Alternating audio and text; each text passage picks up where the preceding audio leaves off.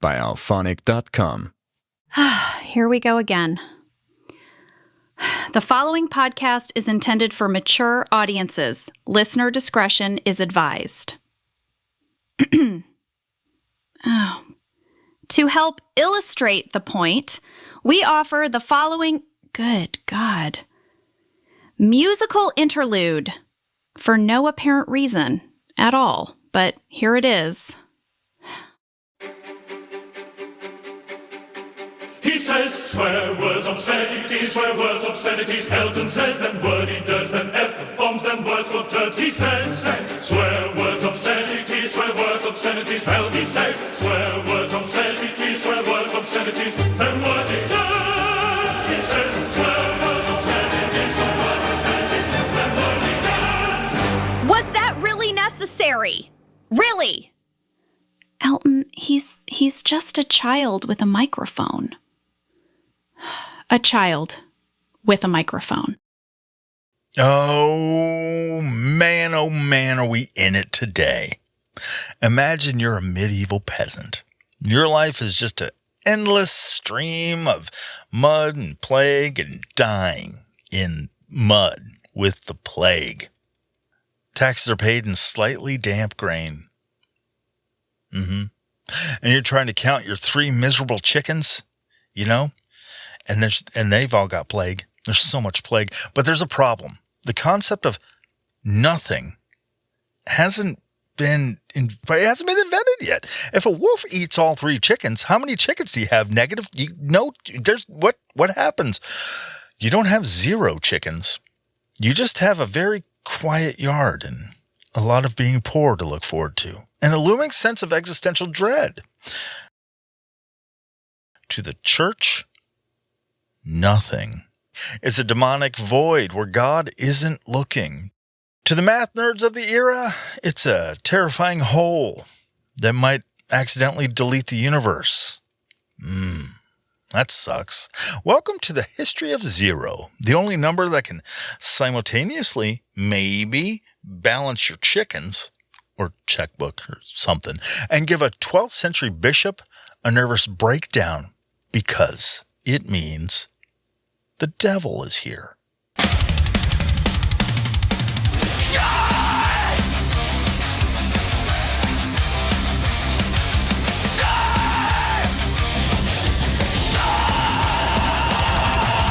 This is an Elton reads a book a week! SHORT-ISODE!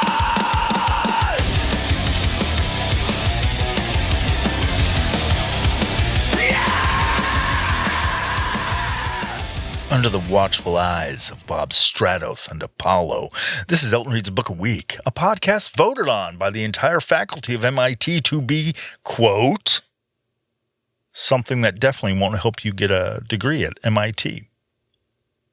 My name is Elton, and I read a book a week. This time, it's a short one about the number 0, a topic I got from a blurb in a book called Facts and Fallacies by Reader's Digest. I love this book so much as a kid that somehow now I have multiple copies of it. How that happened is beyond me, seriously. I often acquire books in batches. And this book has been in a couple of them. It's really weird. And when I was a kid, my mom also had a copy of it. So just one copy, not multiple copies. So I read my mom's copy cover to cover because I was a fucking strange kid. I was a very strange child. It made me see the world in an entirely different light. Everything around us holds some tidbit of interest. Anything you run into here and whatnot can become a gateway to a world of information you never would have thought about or knew. It was wonderful, that time, discovering things in books like that. Take the number or idea of 0, for instance. Imagine that there was a time when 0 didn't exist. It was something that had to be worked out over hundreds of years, then decided upon for thousands. Something as inane as the number 0. It was a hotly debated topic. And it could have gone either way. An intrinsic part of our world today could just as easily have never been. What would our world look like had that happened? I'm not intelligent enough to even guess at it. Kind of a moron, actually. It would no doubt be insanely different from what we live with today. It's equally insane to think of how hard a time the idea of zero had to just become what it is today. We've spent the better part of 2 millennia terrified of nothing. Wait, not like that. Nothing, but something nothing. In the hoity-toity grand scheme of human thought, we viewed the void of not having anything or nothing, not as a mathematical tool, but as a dangerous, metaphysical error. And nothingness is where evil lies and dreams die. And also, it's probably dark. But also, like, maybe not, right? Maybe. Okay? Maybe it's a place of if it's a place of absolutely nothing, would that mean darkness too? Like, there's no darkness. So then it would be very bright, right? If nothingness were a place, that would mean no brightness and no darkness. So then, like a grayish? Like, how the fuck does that work? Bright or dark? You can't have nothing and have, you can have no light and then it's dark. But what if, but nothing would also mean no dark. So then, all right, I'm getting off track. I'm going to make my head hurt.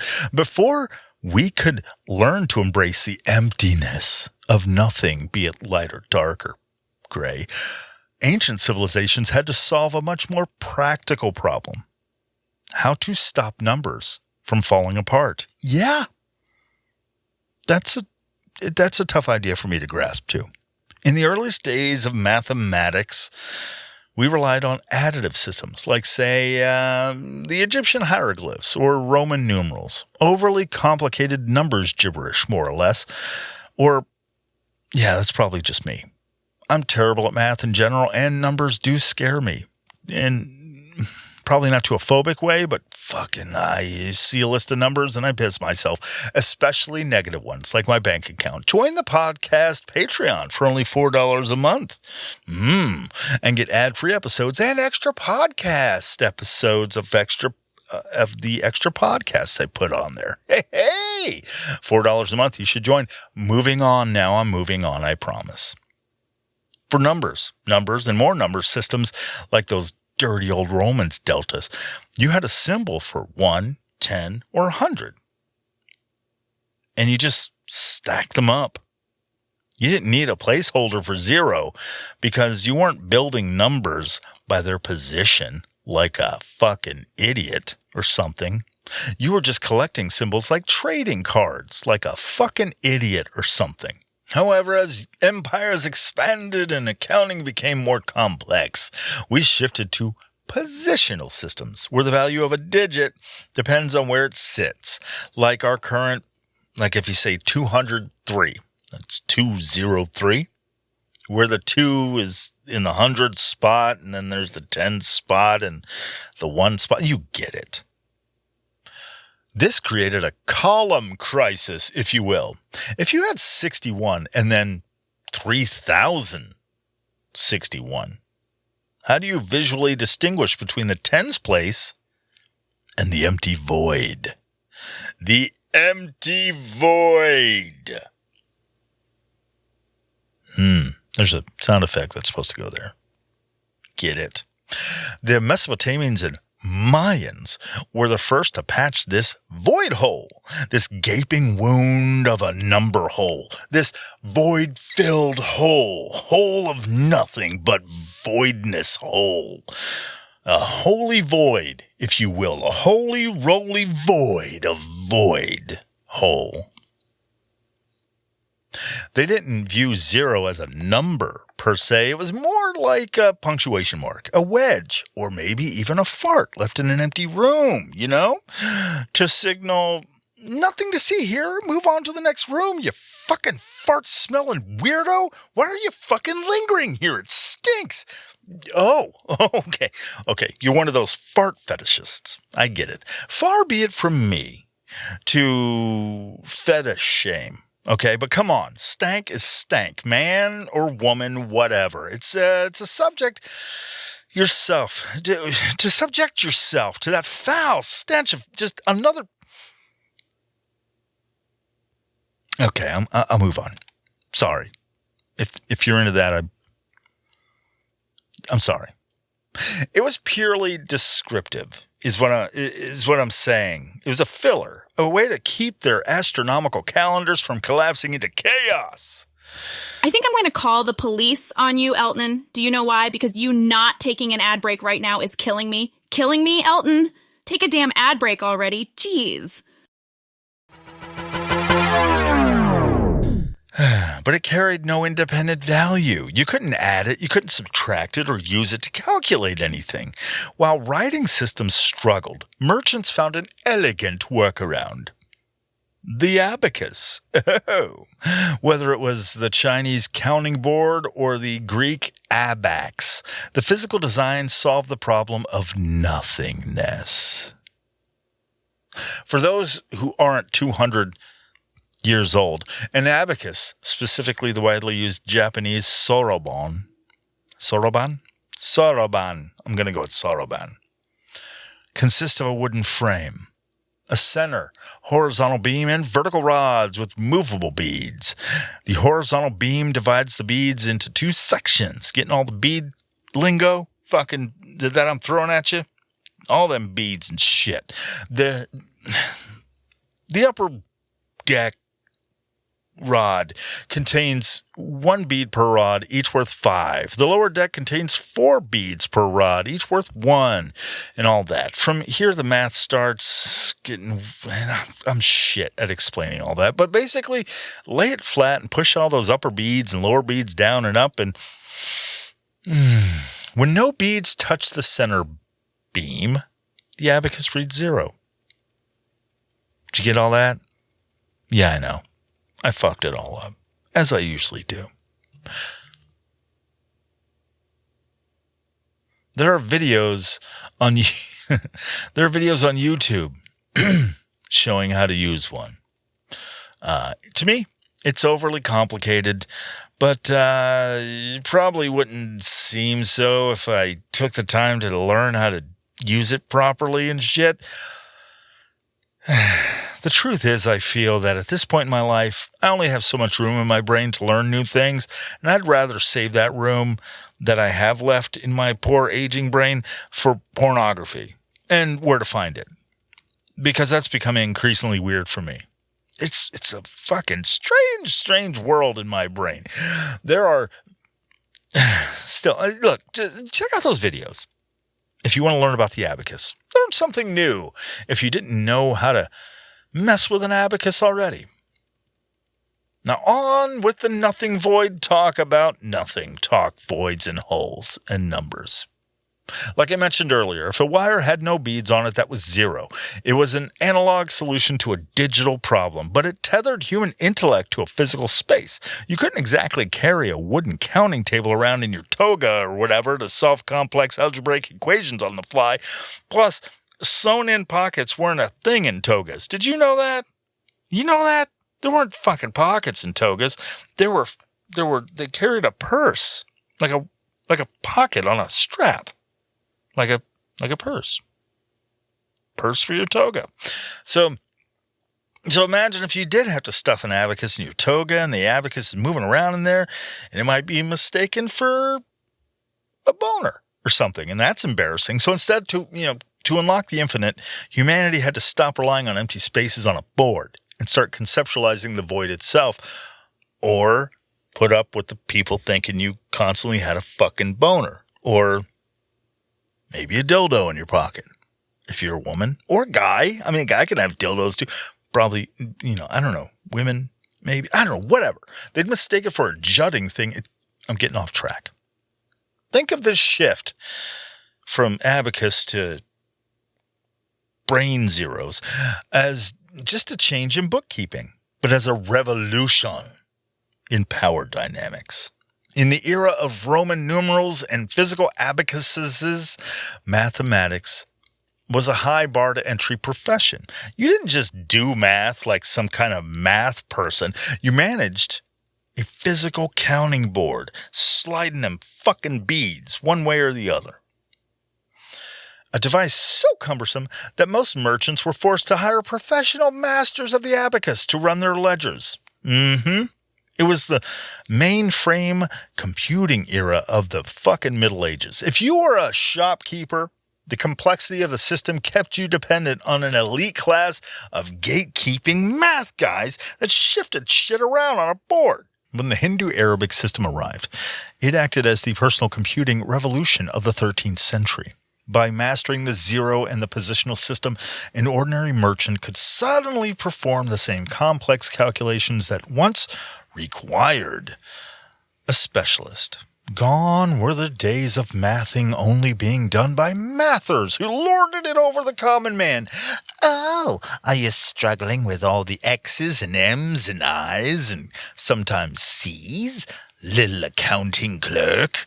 Why don't you go and take a break and let the people capable of counting do all the heavy lifting, little guy?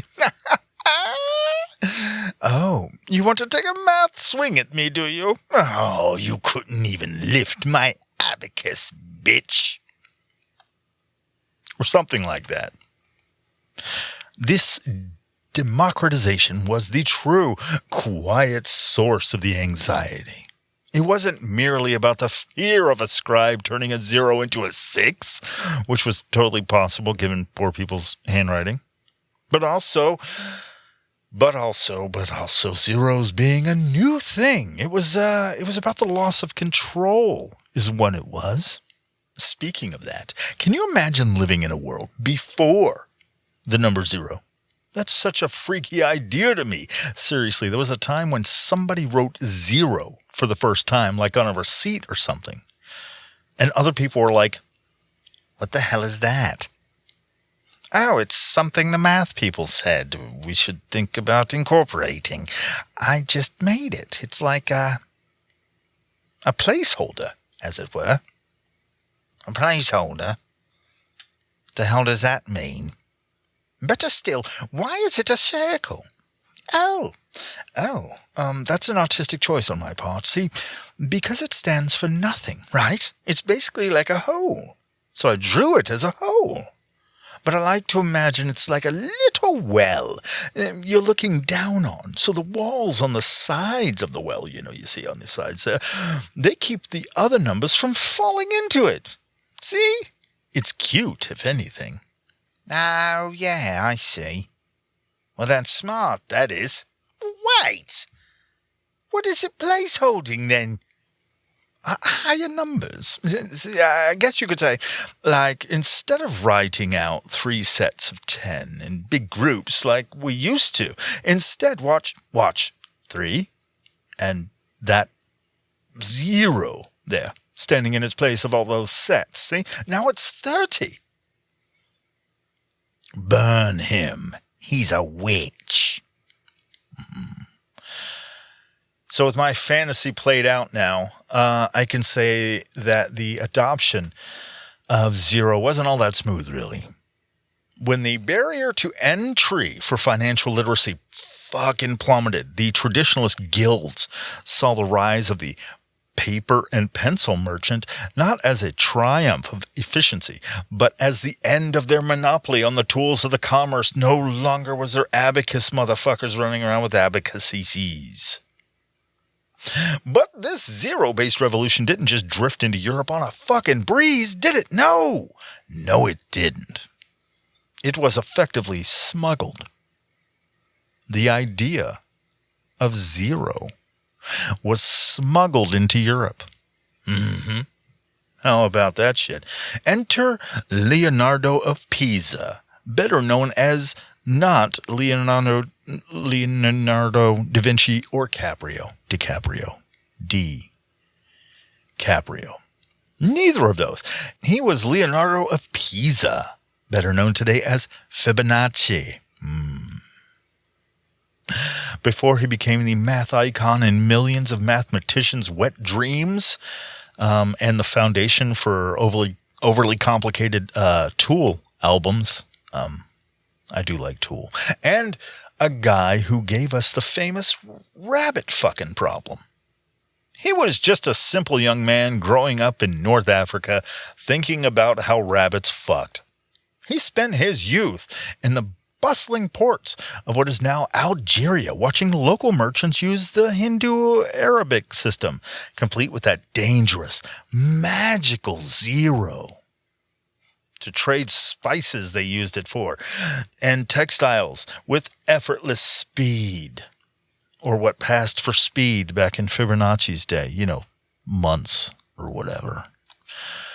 Fibonacci saw the future of commerce in the palms of those merchants' hands. Then when he returned to Italy in 1202, he brought the Liber Abaci, or Book of the Abacus. But don't let the title fool you. It was a Trojan horse, figuratively, not literally. Inside, he meticulously laid out the Hindu-Arabic system, showing how the sexy zero could simplify complex accounting and make it sexy, like the sexy zero it was. He essentially handed the middle class a calculator that they could carry in their own heads, a thoughtulator, if you will. Or a calthoutulator, as it was known in some groups. But we don't talk about them because they're fucking idiots. Anyway, the thoughtulator helped with bypassing the gatekeepers who demanded that you use an expensive, clumsy abacus, also known as a bordulator. He didn't just write a boring math textbook, Fibonacci. No, he was providing the software for financial uprising to be used in brain pewters, the brainulators. Our brain pewters at that. By the way, all of that jargon that I just said, 100% accurate. Not kidding. Look it up. This shift triggered a massive cultural panic in medieval Europe when the Hindu-Arabic numeral system, which included the symbol for zero, finally arrived. It was treated like a financial fucking terrorist act or something. In 1299, Florence, Italy, officially banned Arabic numerals. The logic? It was too easy for a sneaky scribe to turn a 0 into a 6 or a 9 or whatever, just like I said before, effectively dooming the people and the economy to sucking and licking each other's genitals simultaneously with a stroke of the pen. That's a 69 joke, if you didn't know. Fucking devious. Or, yeah, like I just said, I added that last bit. You be the judge. You be the judge. This wasn't just a regulatory issue with someone committing fraud by fiddling with zeros. No, sir. It was moralized. Moralized. Priests decried the empty symbol as a demonic distraction from proper Christian arithmetic, the kind of math Jesus liked. The zero, to them, looked like a butthole, they would say. Pretty sure. A dirty devil butthole, but for numbers, Their weird fixation on buttholes meant bankers were forced to keep 2 sets of books. Their illegal private math books using decimals and the Satan's dirty butthole number, and their official books using clunky Roman numerals to appease the city authorities and Jesus. By the 7th century, the breakthrough was being led by Brahmagupta, the director of the Astronomical Observatory in Ujjain, India. Fucking A. Brahmagupta didn't just see zero as a placeholder, as everyone else was seeing it, or as a dirty butthole. He gave it a pulse. He defined zero as the result of subtracting a number from itself and establishing the rules of positive and negative integers. Using the Sanskrit terms fortunes for positive numbers, and debts for negative ones, which was also the first and only time a capitalist idea helped anyone. That's true. You can look that up. It was a leap of logic that transformed zero from a mere punctuation mark into an active mathematical participant. By the 12th century, Bhaskara II took it a step further. He wrestled with division by zero, famously, if incorrectly, positing that any number divided by zero results in an infinite quantity. Wouldn't that fucking be nice? Divide by zero and get infinite money. It'd be like a hack or a glitch or whatever they call it on games. While modern math eventually settled on undefined instead of that infinite quantity nonsense, this was the moment zero became a generative algebraic force to be reckoned with, as any numbers can be reckoned with, or something, capable of solving equations that had stumped those pesky Europeans for centuries. But while Indian mathematicians had mastered the logic of zero by taking it off the numbers bench and putting it into the equations game, European thinkers were still treating it like a philosophical threat / crafty number trying to trick people, and possibly the devil's butthole. And also a number quarterback or something. Also, by the way, I'm terrible at sports and their analogies. I'm worse at those than math. And I'm fucking terrible at math. Just so you know.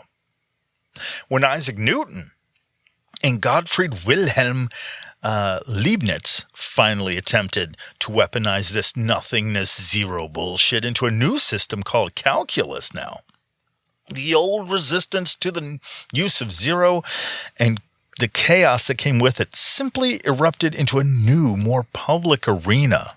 The development of calculus was less a triumph of polite intellectual collaboration and more the epicenter of a bitter, decades-long calculus war between Isaac Newton and Gottfried Wilhelm Leibniz, and people unfamiliar with war enough, to think that math disagreements equated to one. At stake was not just priority. Who invented this mathematical engine first? But the very soul of the infinitesimal zero. For Newton and Leibniz, zero was a dangerous weapon.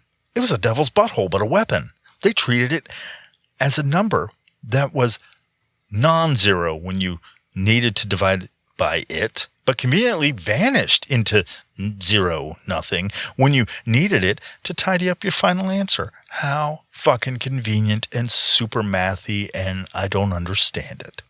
Enter Bishop George Berkeley, the era's sharp-tongued truth-teller who said numbers like it is. He viewed this mathematical sleight of hand as a scandal of logic. In his 1734 critique, The Analyst, Berkeley didn't just question the math. He turned it into a theatrical performance. He famously labeled these fleeting increments. To Berkeley, the mathematicians were essentially cheating, using a compensation of errors, making two mistakes that happened to cancel each other out to reach a correct result. Mathematicians using zero were simply making mistakes and having the results disappear up the devil's butthole, or something. I'm not really certain. However, Berkeley wasn't just debunking a theorem. Fuck no, he wasn't. He was calling them out for a moral failure in reasoning. He was making fun of them. It took another century and a half of intense analytical rigor, the development of the epsilon delta limit, to finally prove that zero didn't have to be a ghost. No. But could be a static, verifiable boundary of limits. What started as a messy, ego-driven brawl over who could bend the rules of zero became the foundational bedrock of modern science. But the story of zero doesn't end, of course, with a bunch of men in powdered wigs arguing over calculus and the devil's butthole. No, because that would just be weird and sad and quantities much greater, much, much greater than zero. No, it actually gets even weirder. In the 20th century, when physics dragged zero kicking and screaming into the subatomic world, that's when shit got odd, to say the very least. We used to think the absolute zero is the end of the road. The point where all molecular motion stops, where the universe goes to sleep, does a little night-night. But then came quantum mechanics to tell us that nature absolutely forbids true stillness. Imagine a perfectly empty room. You suck out every atom, every photon, every scrap of heat. By every classical rule, that room should be nothing. But the universe has a sense of humor. If you could actually step inside that empty room, you wouldn't find silence. You'd find a low, frantic hum. It's kind of like the universe's cosmic guitar string. Even when a guitar string isn't being plucked, it possesses potential energy. The tension is there. It's a pregnant silence waiting to be released. The quantum vacuum is that string. Even when there's no matter, there's an ocean of energy bubbling underneath. This isn't just theory, it's physical. Enter the Casimir effect, which is essentially, the universe's way of revealing its hidden hands. If you take two metal plates and put them in a vacuum, push them as close together as humanly possible, they don't just sit there. They snap together. Why? Because the empty space outside the plates is so crowded with these quantum fluctuations that it actually exerts pressure on the plates, pushing them towards each other. It's a ghostly hand born of nothingness, doing physical work. How weirdly terrifying is that? We went from fearing the void as a demonic symbol of nothing, as a devil's butthole, if you will, to realizing that this nothing is actually the heavy lifting foundation of all reality, or what people that know nothing about science or math call the universal butthole. Today, we're trying to harvest that butthole energy, trying to turn the void into a battery, one that might, say, power our sex toy buttholes and beyond. It's the ultimate irony. The thing we spent 2,000 years trying to ban, the number we thought would collapse our economies, confuse our souls, and push us into satanic anuses, turned out to be the most powerful, active ingredient in the cosmos. Isn't that just a little insane? It's wild. Oh my goodness. But anyway, before I get off the subject of zero, here are two final little brain teasers to chew on. Maybe, I don't know. First, did you know there was a missing year because of zero? Our entire Gregorian calendar is technically broken because it jumps straight from 1 BC to 1 AD. There is no year zero because the medieval monks who built our timeline didn't have a symbol for nothingness yet. They created a literal 1-year phantom gap in human history. It is a permanent scar on our calendars left by our ancient mathematical fears, or fear of zero. Second, consider the very word zero itself. It has a surprisingly airy history. It evolved from the Arabic sifr, which gave us the word cipher. And it, rolled along into the Italian zeffiro, meaning zephyr, or a light breeze. It's the ultimate punchline, isn't it? We spent 2 millennia fucking scared as fuck about nothing. And in the end, we named it after a breath of air.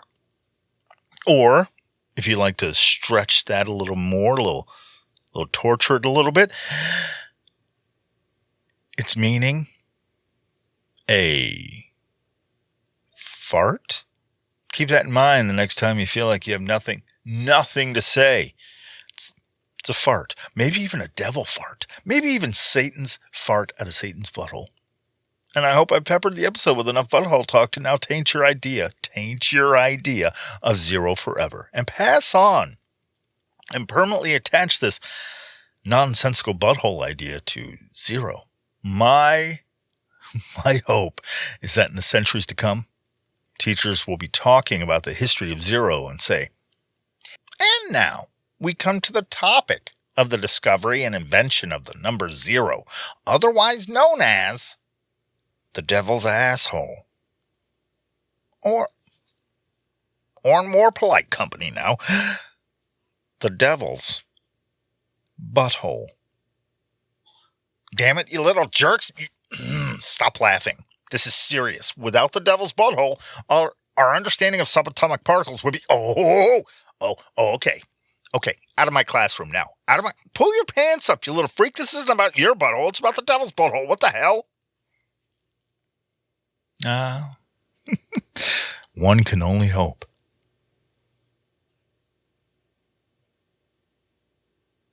Thank you for listening to Elton Reads a Book a Week. If you like what you heard, consider contributing to the podcast Patreon. For only $4 a month, you get the episodes ad-free with exclusive artwork and access to the Patreon-only podcast feed that has a bunch of extra podcast stuff in it.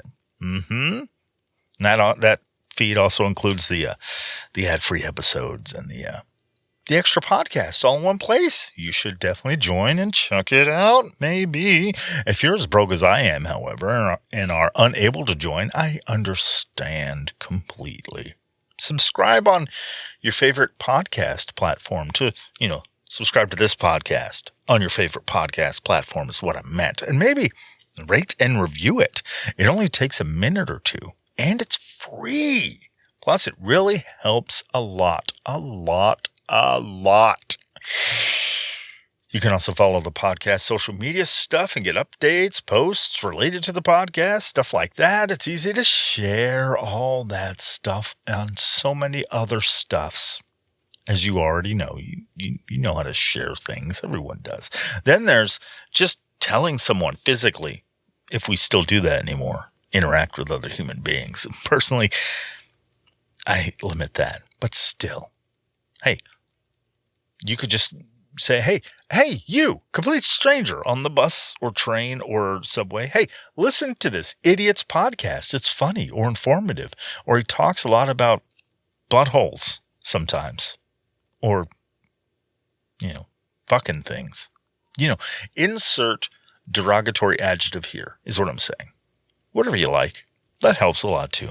Overall, by the way, thanks just for listening. I really do appreciate it.